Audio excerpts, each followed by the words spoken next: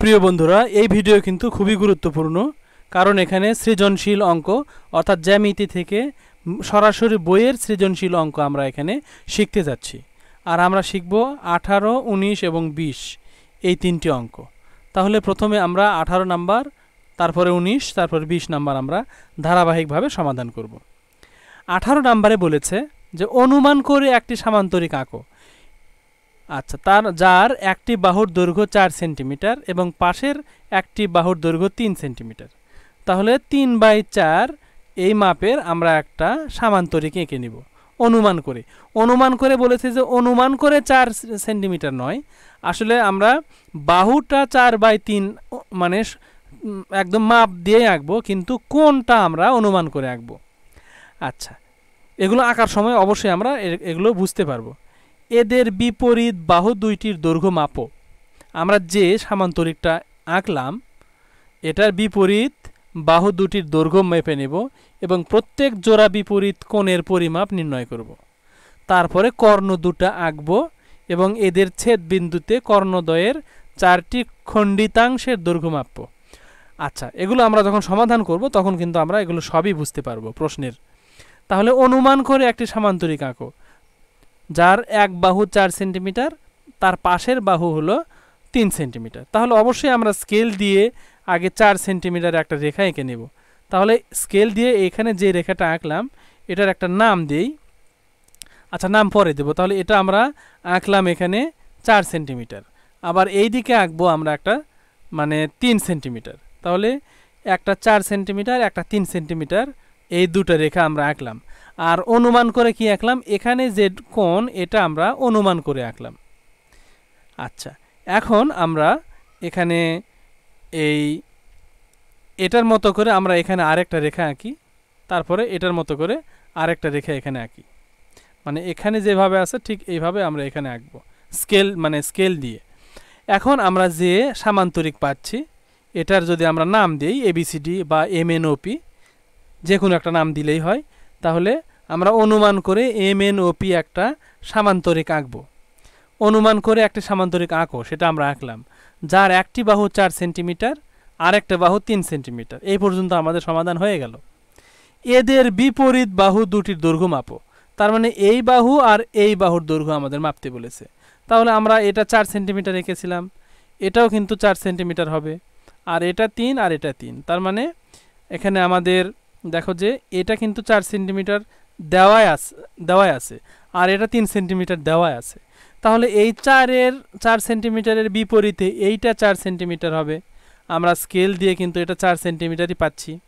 আবার এইটা যেহেতু 3 সেন্টিমিটার দেওয়া আছে, সুতরাং এটাও আমরা দেখতে পাচ্ছি যে এখানেও আমাদের 3 সেন্টিমিটার হয়েছে। আমরা স্কেল ধরে দেখতে পাচ্ছি 0, 1, 2, 3, তাহলে এটাও 3 সেন্টিমিটার। আচ্ছা, তাহলে দেখো এখানে আমরা একটা বিষয় ক্লিয়ার পাচ্ছি যে সামান্তরিকের বিপরীত বাহু দুটা সমান।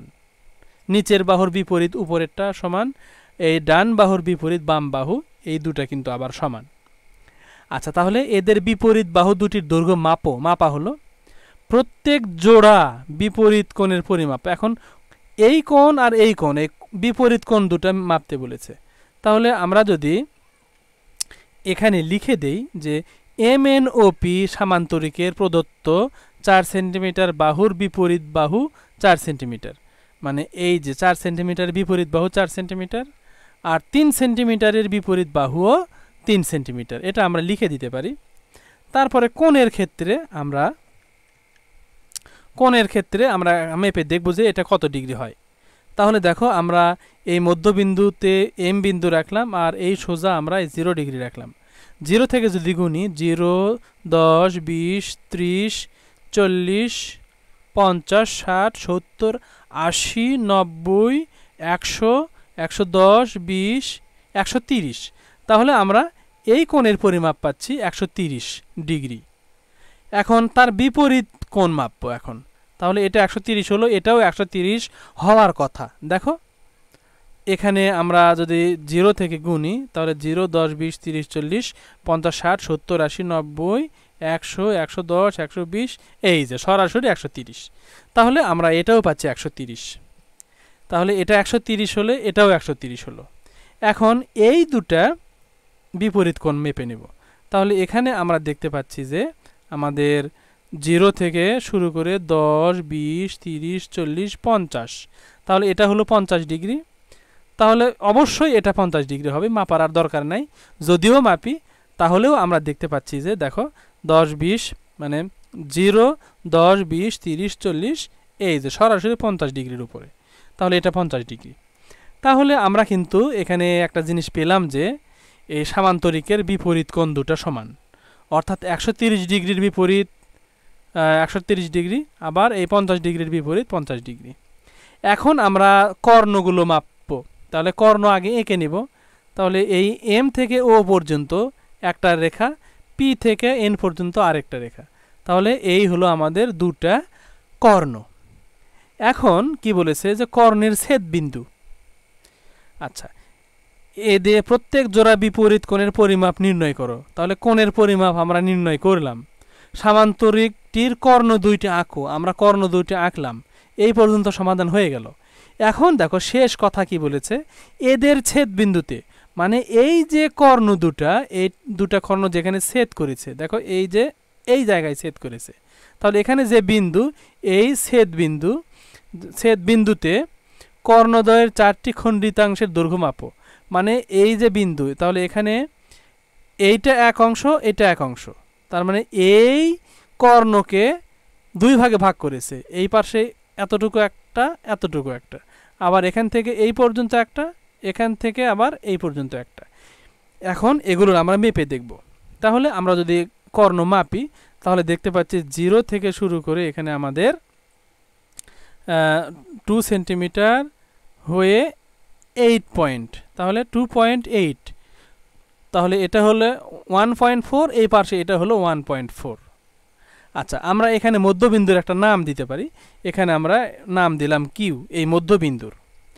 আচ্ছা, এখন আমরা এই যে এই কর্ণ বা বড় যে কর্ণ, এটার যদি আমরা এই সোজা যদি স্কেল রাখি তাহলে আমরা দেখতে পাচ্ছি 0, 1, 2, 3, 4, 5, 6, 6.6, তার মানে 3.3, 3.3। অর্থাৎ এখানে দেখো 1, 0, 1, 2, 3, 3 হয়ে 3 সেন্টিমিটার হয়ে 1, 2, 3 পয়েন্ট, আর এখানে হলো 3.3 পয়েন্ট। তাহলে এই 3.3, এই 3.3, তাহলে আমাদের এই কর্ণ হলো 6.6 সেন্টিমিটার। আচ্ছা, তাহলে আমরা এই দুটা কর্ণ যে 4টা অংশ হলো, একটা অংশ 4.4, 1.4, এটা হলো 1.4, আবার এটা হলো 3.3, এটা হলো 3.3। আচ্ছা, তাহলে আমরা বুঝতে পারছি যে এই সামান্তরিকের যে দুটা কর্ণ, এটা ঠিক মাঝখানে ছেদ করে, কর্ণ দুটির মধ্যবিন্দুতে ছেদ করে, এটা আমরা এখান থেকে বুঝতে পারলাম। তাহলে নিচে আমরা লিখে দেব যে 130 ডিগ্রি কোণের বিপরীত কোণ 130 ডিগ্রি, আবার 50 ডিগ্রি কোণের বিপরীত কোণ 50 ডিগ্রি। আর নিচে আমরা লিখে দেব যে কর্ণের খণ্ডিতাংশ হলো এই যে পি কিউ সমান 3.3, এন কিউ মানে এই যে এন থেকে কিউ, এই এন কিউ এর দৈর্ঘ্য হলো 3.3, আবার এম কিউ, এই যে এম থেকে কিউ পর্যন্ত এটা হলো 1.4 সেন্টিমিটার, আবার ও কিউ এটা হলো 1.4 সেন্টিমিটার। এইভাবে আমরা লিখে দিতে পারি। আচ্ছা, এরপরে আমরা চলে যাব 19 নম্বরে। 19 নম্বরে বলেছে চিত্রে, মানে এই যে একটা চিত্র, এখানে দেখো এ বি, এই যে এ আর এই যে বি, এই এ বি সমান্তরাল সিডি। দেখো এ বি আর সিডির মাঝখানে দুটা টান দেওয়া আছে। এই দুটা রেখার নাম বা এই চিহ্নের নাম হলো সমান্তরাল। এটাকে আসলে বলা হয় ইজ পারপেন্ডিকুলার টু, এটার আসল নাম হলো ইজ পারপেন্ডিকুলার টু। আচ্ছা, তাহলে এ বি সমান্তরাল সিডি, এই যে এ বি রেখা এবং এই সিডি রেখা, এটা বলেছে যে এ বি এবং সিডি সমান্তরাল, এবং ইএফ আর জিএইচ এই দুটো সমান্তরাল। তাহলে ক নাম্বারের প্রশ্ন বলেছে যে কারণ সহ পি কিউ আর এস। এখন এই A B C D E F G H এই 4টা রেখা দেখো ছেদ করেছে পি বিন্দুতে, এস বিন্দুতে, আর বিন্দুতে, কিউ বিন্দুতে। তাহলে PQRS, এই যে PQRS অর্থাৎ এই যে দেখো এই যে এই চতুর্ভুজটির নাম লেখো। তাহলে এই চতুর্ভুজটির নাম কি হবে এটা আমরা একটু চিন্তা করি। আচ্ছা, তাহলে এখানে আমরা বলতে পারি যে এখানে PS যত বড় QRও তত বড়, আবার PQ যত বড় আবার RSও তত বড়। তাহলে আমরা বুঝতে পারছি যে চার বাহুই সমান এবং কোনো কোণ সমকোণ নয়। তাহলে এটা একটা রম্বস। আমরা জানি যে রম্বসের চার বাহু সমান কিন্তু কোনো কোণই সমকোণ নয়। এখানেও তাই, এখানে চার বাহুর দৈর্ঘ্য কিন্তু সমান, কিন্তু এখানে কোনো কোণ কিন্তু সমকোণ পাচ্ছি না। সুতরাং এই PQRS এটা একটা রম্বস। তাহলে এখন আমরা এটার কারণ বলবো যে কি কারণে এটা রম্বস হলো। কারণ তো আমরা অলরেডি বলেই ফেলেছি যে এটার চার বাহু সমান এবং কোনো কোণ সমকোণ নয়। তাহলে এটাই আমরা লিখে দেব যে কারণ একটি রম্বসের বিপরীত বাহু সমান ও সমান্তরাল, প্রত্যেক বাহু সমান, কোনো কোণ সমকোণ নয়। তাহলে আসলে একটা রম্বসের চার বাহুই সমান এবং সমান্তরাল, কিন্তু কোনো কোণ সমকোণ নয়। এইটা আমরা এখানে লিখে দিব। আচ্ছা, এখানে AB এবং CD সমান্তরাল, এই AB এবং CD সমান্তরাল হওয়ার কারণে PS আর QR সমান্তরাল। আবার এই যে EF আর GH সমান্তরাল হওয়ার কারণে, মানে এই যে EF আর এই GH এই বড় রেখা দুটো সমান্তরাল হওয়ার কারণে এই PQ আর RS এটাও কিন্তু সমান্তরাল। আচ্ছা, যেহেতু দেখো PQ কিন্তু এই EF এর একটা অংশ, আবার SR কিন্তু আবার GH এর একটা অংশ, মানে GH এর একটা অংশ হলো SR। আচ্ছা, তাহলে GH যদি সমান্তরাল হয় তাহলে SRও সমান্তরাল হবে এই কারণে। তাহলে আমরা এই কথাটা বা এই কারণটা কিন্তু এখানে লিখে দিতে পারি। এখন আমরা এখানে লিখে দেব যে অতএব PQRS চতুর্ভুজটি একটি রম্বস। এই যে রং করা যে অংশ, এই চতুর্ভুজটি একটি রম্বস। আচ্ছা, এখন আমরা 19-এর খ নাম্বার করব। এখানে বলেছে চিত্র থেকে চারটি কোণ নিয়ে এদের সম্পূরক কোণ একান্তর কোণ নির্ণয় করো। তাহলে এখানে দেখো অনেকগুলো কোণ আছে। এই যে এখানে একটা কোণ, এখানে একটা কোণ, এখানে একটা কোণ, এখানে একটা কোণ। তার মানে এই পি যে পয়েন্ট, এটাতেই চারটা কোণ আছে। এস পয়েন্টে চারটা কোণ আছে। দেখো এই যে এখানে চারটা কোণ, আবার এখানে চারটা কোণ, এখানে চারটা কোণ, 4, 8, 12, 16টা কোণ কিন্তু এখানে আমরা দেখতে পাচ্ছি। আচ্ছা, এখন আমরা এখানে দেখব যে সম্পূরক এবং একান্তর কোণ নির্ণয় করো। তাহলে এখানে দেখো কোণ APF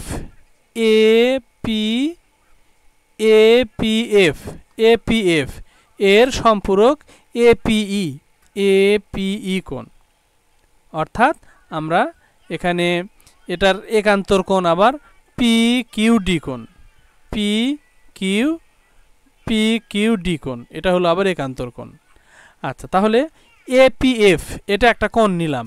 APF এই কোণের আমরা একটা মানে সম্পূরক কোণ নিলাম এবং একটা একান্তর কোণ নিলাম। তাহলে একটা কোণের সম্পূরক কোণ নিলাম এবং সেটারই আবার একান্তর কোণ বের করলাম। আচ্ছা, এরকম করে আমরা GRD এই কোণ নিলাম।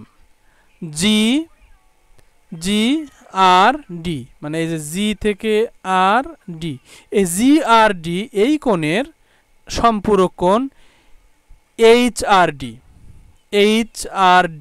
সম্পূরক কোণ হলো দেখো GRD কোণের সম্পূরক কোণ HRD। মানে এই সম্পূরক কোণ হলো সেই কোণ যে দুটো কোণ মিলে একটা সরল রেখা হয়। তাহলে দেখো এই যে এই সরল রেখাতেই এই দুটো কোণ। আচ্ছা, আবার এটার একান্তর কোণ হলো RSA। এটা হলো মানে একান্তর কোণ। এইরকম করে আমরা আরেকটা কোণ নিব HSB। এই যে এইচ এস বি, এই এইচ এস বি এই একটা কোণ নিলাম, তাহলে আমাদের তিনটা কোণ হলো। তাহলে এই এইচ এস বি কোণের সম্পূরক কোণ দেখো এইচ এস বি, তার মানে এই কোণ, তাহলে তার পাশে এই কোণটা হলো তার সম্পূরক কোণ, তাহলে এই কোণের নাম কি জিএসবি। তাহলে এটার সম্পূরক কোণ পেলাম। এখন এটার একান্তর কোণ, তাহলে একান্তর কোণ হলো কিউআরএস, অর্থাৎ কিউআরএস, অর্থাৎ এই যে লাইন, এই লাইনের বিপরীত দিকে দুই পাশে দুই কোণ হলো একান্তর কোণ, একটা কোণ এখানে আর একটা কোণ হলো এই পাশে। আচ্ছা, এখন আমরা সর্বশেষ আরেকটা কোণ নিব, সেটা হলো F Q D. F Q D, এই এফ কিউ ডি এর সম্পূরক কোণ হলো C Q F. C Q F এটা হলো সম্পূরক কোণ, আর এটার একান্তর কোণ হলো এস আর সি, তার মানে এই যে এস আর সি, এই এস আর সি হলো এই এফ কিউ ডি কোণের সম্পূরক কোণ। তাহলে এইভাবে আমরা এই খ নাম্বার লিখতে পারি এবং সমাধান করতে পারি। এখন আমরা চলে যাচ্ছি সর্বশেষ 19 নম্বরের যে সর্বশেষ অঙ্ক, সেটা হলো 19-এর গ। এই 19-এর গ নাম্বারে বলেছে প্রমাণ করো যে এপিই কোণ সমান ডিআরএইচ কোণ। তাহলে এপিই কোণ কোনটা? এপিই, এই যে এপিই কোণ, এই এপিই কোণ সমান এই ডিআরএইচ এই কোণ। তাহলে এই দুটা কোণ সমান, এটা আমাদের প্রমাণ করতে হবে। আচ্ছা, আমরা কিভাবে লিখে প্রমাণ করব? আমরা লিখতে পারি যে যেহেতু A B O C D সমান্তরাল, এই যে A B R C D সমান্তরাল এবং ই এফ তাদের ছেদক, ই এফ তাদের ছেদক, এই ই এফ হলো এই দুটো সমান্তরালের ছেদক, এই কারণে আমরা লিখতে পারি যে অতএব কোণ এপিই সমান কিউপিএস। তাহলে এপিই সমান কিউপিএস, তাহলে এই কোণ সমান, কি কারণে সমান? আমরা এই দুটা বিপ্রতীপ কোণ, এই কারণে সমান দেখতে পাচ্ছি। আচ্ছা, তাহলে এই বিপ্রতীপ কোণ হওয়ার কারণে এপিই কোণ আর কিউপিএস এই দুটো সমান, মানে এই দুটা কোণ কিন্তু বিপ্রতীপ কোণ, এই কারণে সমান হলো। এরপরে আমরা লিখতে পারি যে এখন কিউপিএস এর সমান আবার এই যে এটা হলো কিউআরএস এই কোণ সমান। তাহলে এটা আমরা রম্বসের বিপরীত কোণ সমান, এই কারণে আমরা এটা বুঝতে পারছি যে রম্বসের বিপরীত কোণ সমান হওয়ার কারণে কিউপিএস আর হলো কিউআরএস এই দুটা কোণ সমান। এরপরে আমরা লিখতে পারি যে যেহেতু এই যে কিউআরএস সমান এইচআরডি, এটা আমরা সমান কিভাবে বলতে পারি? কারণ আমরা জানি যে বিপ্রতীপ কোণ সমান হয়। এখন আমরা বলতে পারি যে এই কোণ আর এই কোণ সমান, মানে এই প্রথম কোণ আর এই শেষ কোণ। তাহলে এপিই কোণ সমান ডিআরএইচ কোণ সমান, এটা আমরা এখন শেষে লিখে দেব প্রমাণিত। তাহলে এইভাবে আমরা কিন্তু এটার প্রমাণ করতে পারি। এখন আমরা সর্বশেষ অঙ্ক 20 নম্বর সমাধান করব। 20-এর ক দেখব যে A B O C D রেখা পরস্পর ও বিন্দুতে ছেদ করে। তাহলে এই একটা রেখা এ বি আর এই একটা রেখা মনে করো যে সিডি, তাহলে পরস্পর ও বিন্দুতে ছেদ করছে। আচ্ছা, ও বিন্দুতে মাঝখানে আমরা ও বিন্দু দিব, যেহেতু এখানে বলেই দিয়েছে যে ও বিন্দুতে ছেদ করে। উপরোক্ত তথ্যের ভিত্তিতে চিত্রটি অঙ্কন করো। আমরা অঙ্কন করলাম, এটাই কিন্তু এই ক নম্বরের কাজ। এখানে আর কোনো বর্ণনা দেওয়ার প্রয়োজন নাই, যেহেতু বলেছে চিত্র অঙ্কন করো। তাহলে আমরা নিচে একটা কথা শুধু লিখে দিব যে চিত্র এ বি ও সিডি রেখাদ্বয় ও বিন্দুতে ছেদ করেছে, এই কথাটা আমরা এখানে নিচে লিখে দেব, কিন্তু এটার বর্ণনা দেওয়ার প্রয়োজন নাই। আচ্ছা, খ নম্বরে বলেছে যে প্রমাণ করো যে উৎপন্ন বিপ্রতীপ কোণ, মানে এখানে যে 4টা কোণ তৈরি হলো বিপ্রতীপ কোণ, এই উৎপন্ন বিপ্রতীপ কোণগুলো পরস্পর সমান। তাহলে আমরা এই চিত্রটা আমরা এখানে ছোট করে এখানে এঁকে নিচ্ছি, নিয়ে আমরা এখানে এখন প্রমাণ করব যে যেহেতু এ বি ও সিডি পরস্পর ও বিন্দুতে ছেদ করেছে, এ বি আর সিডি পরস্পর ও বিন্দুতে ছেদ করেছে করে 4টি কোণ তৈরি হয়েছে। আচ্ছা, এখানে দেখো কোণ বানানটা ভুল হয়েছে, এখানে মূর্ধন্য ন হবে, তোমরা অবশ্যই এটা টাইপিং মিস্টেক হিসেবে ধরে নেবে। আচ্ছা, এখন দেখো এই চারটা কোণ কি কি? এ ও সি কোণ, আবার বি ও সি কোণ, আবার বি ও ডি কোণ, এ ও ডি কোণ, এই চারটা কোণ তৈরি হয়েছে। এখন এখানে এই চারটা কোণের মধ্যে এ ও সি আর বি ও সি যদি যোগ করি তাহলে একটা সরল কোণ হয়। দেখো এ ও সি মানে এই কোণ আর এই কোণ যদি যোগ করি তাহলে কিন্তু আমরা একটা সরল কোণ পাই, মানে এই যে এই সরল রেখাতে এই কোণটা পাই। আবার একইভাবে বিওডি, এই যে বিওডি এই কোণ আর এওডি এই দুটা কোণ যোগ করলে আমরা মানে এক সরল কোণ পাই। সরল কোণ মানে কিন্তু 90 ডিগ্রি। আচ্ছা, এখন আমরা এখানে লিখতে পারি যে আবার এওসি প্লাস এওডি এটা মিলে এক সরল কোণ হয়, আবার বিওসি আর বিওডি এটা মিলে এক সরল কোণ হয়। তার মানে এখানে আমরা তারপরে লিখতে পারি যে এওসি কোণ মানে এই যে এ ও সি কোণ, এই এওসি কোণ সমান বিওডি কোণ। কি কারণে? কারণ এই দুটো হলো বিপ্রতীপ কোণ।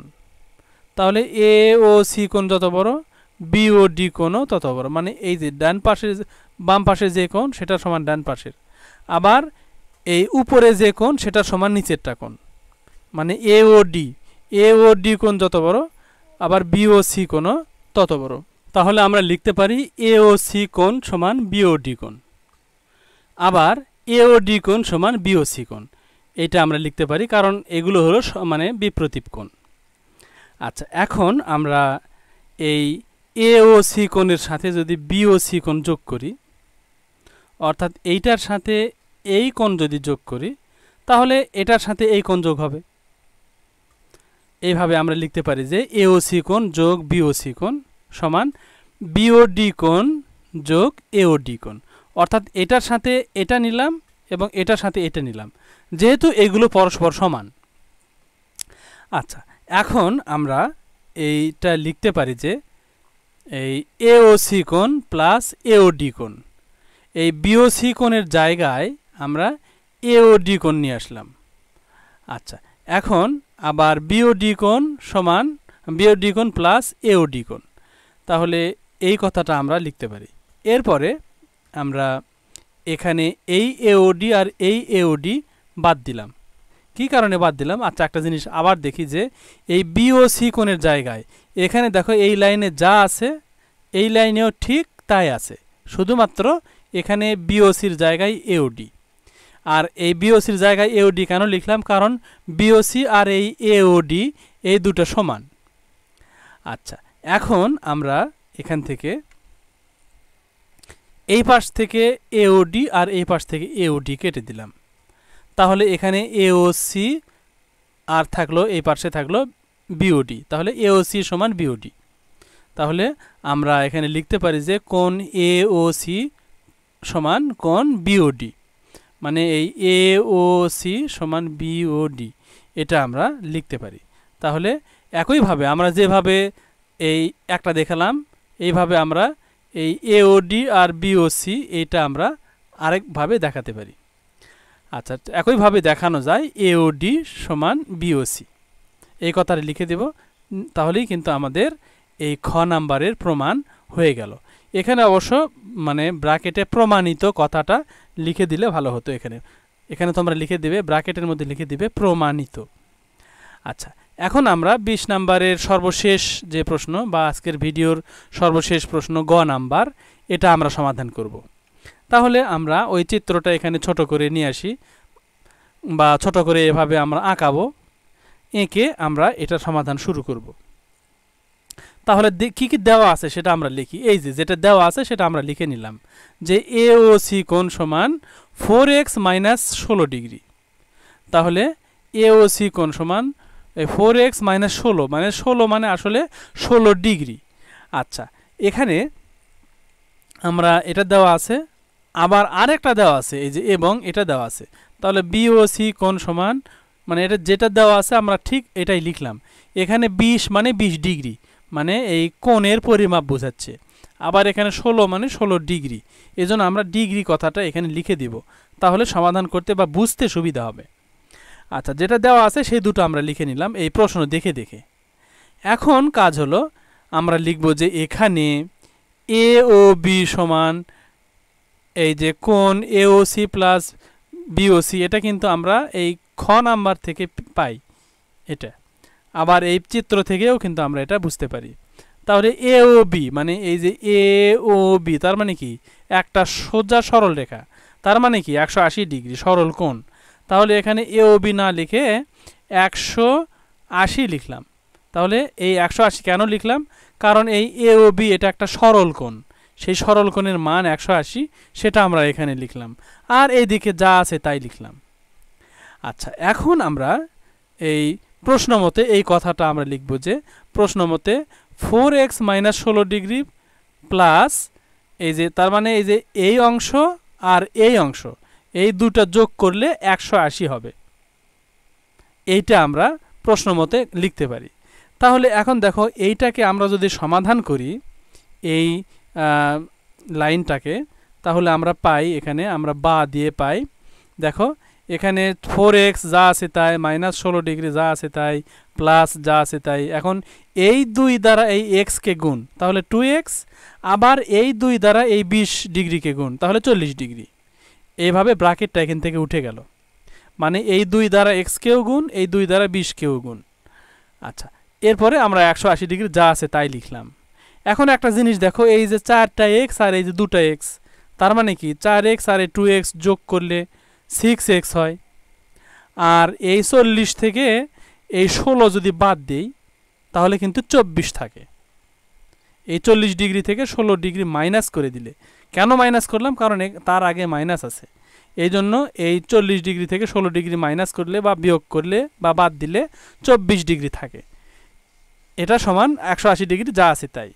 এখন দেখো আমরা 6x কে এখানে রাখবো, রেখে প্লাস 24 এই পাশে এসে হয়ে যাবে -24। যেহেতু সমান চিহ্নের বামে প্লাস 24 আছে, এটাকে যদি ডানে নিয়ে যাই তাহলে -24 হয়ে গেল। এখন 180 থেকে 24 বাদ দিলে 156 থাকে। এখন এই 6 আর এই x এর মাঝখানে গুণ চিহ্ন আছে, তার মানে আমরা যদি x লিখি তাহলে x সমান 156 ভাগ 6, এখানে গুণ 6, এই পাশে এসে হয়ে গেল ভাগ 6। এখন 156কে 6 দ্বারা ভাগ করলে 26 হয়। 156কে 6 দ্বারা ভাগ করলে 26 হয়। এখন আমরা দেখতে পাচ্ছি x এর মান 26 ডিগ্রি, আর এখানে প্রশ্নই হলো x এর মান কত। সুতরাং x এর মান 26 ডিগ্রি, এটাই কিন্তু অ্যান্সার। তাহলে এটাই উত্তর। আচ্ছা, তাহলে আমরা কিন্তু এই অঙ্কটাও শেষ করলাম। আর তোমাদের যদি বুঝতে অসুবিধা হয় তাহলে কয়েকবার দেখবে ভিডিওটা, তাহলে অবশ্যই বুঝতে পারবে। আর তারপরেও যদি না বুঝতে পারো তাহলে অবশ্যই কমেন্ট করে জানাবে যে বুঝতে পারিনি। তাহলে আমরা মানে ভালো করে আবার যদি কখনো ভিডিও করি তাহলে আরও অন্যভাবে বোঝানোর চেষ্টা করব। অথবা তোমরা আমাদেরকে মেসেঞ্জারে কল করতে পারো, আমরা সেখানে তোমাদেরকে বিষয়টা দেখিয়ে দেব। আচ্ছা, তাহলে এখনকার মতো আপাতত এই ভিডিও এখানেই রাখছি। আল্লাহ হাফেজ।